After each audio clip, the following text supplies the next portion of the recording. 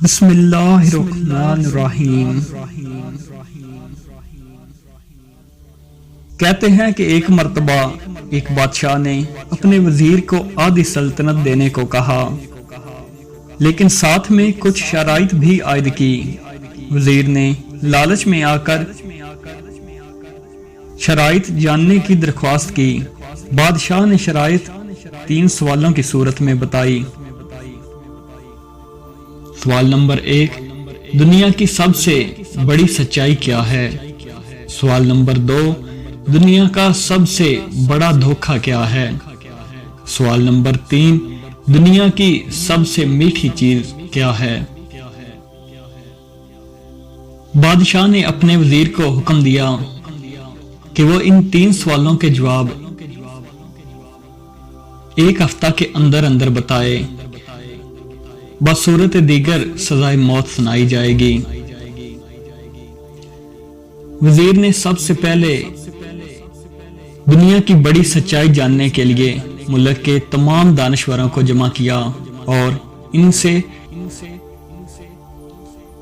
سوالات کے جواب مانگے، لیکن سب سے بڑی سچائی کا پتہ نہ چل سکا۔ اس کے بعد وزیر نے دنیا کا سب سے بڑا دھوکہ جاننے کے لیے کہا، تو تمام دانشور اپنے اپنے دیے ہوئے فریب کا تذکرہ کرتے ہوئے سوچنے لگے کہ کس نے کس کو سب سے بڑا دھوکہ دیا، لیکن وزیر اس پر بھی مطمئن نہیں ہوا اور سزائے موت کے خوف سے بھیس بدل کر وہاں سے فرار ہو گیا۔ چلتے چلتے رات ہونے کو آ گئی۔ اس دوران اس کو ایک کسان نظر آیا جو کھرپی سے زمین کھود رہا تھا۔ کسان نے وزیر کو پہچان لیا۔ وزیر نے اس کو اپنی مشکل بتائی، جسے سن کر کسان نے اس کو سوالوں کے جواب کچھ یوں دیے کہ دنیا کی سب سے بڑی سچائی موت ہے، دنیا کا سب سے بڑا دھوکہ زندگی ہے۔ تیسرے سوال کا جواب بتانے سے پہلے کسان نے کہا کہ میں اگر تمہارے سارے سوالوں کا جواب بتا دوں تو مجھے کیا ملے گا؟ سلطنت تو تمہارے ہاتھ آئے گی۔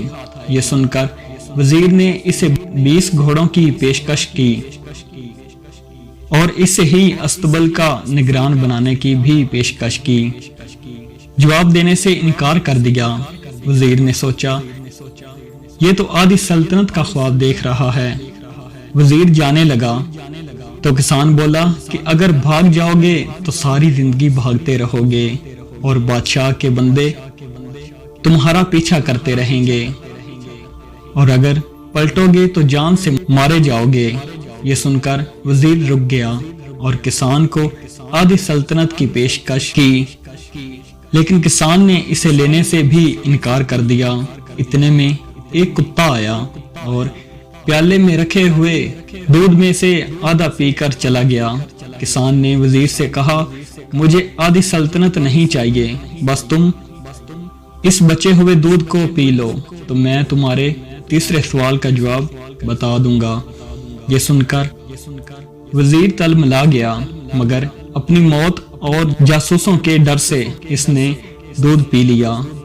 وزیر نے دودھ پی کر کسان کی طرف دیکھا اور اپنے سوال کا جواب مانگا، تو کسان نے کہا کہ دنیا کی سب سے میٹھی چیز انسان کی غرض ہے، جس کے لیے وہ ذلیل ترین کام بھی کر جاتا ہے۔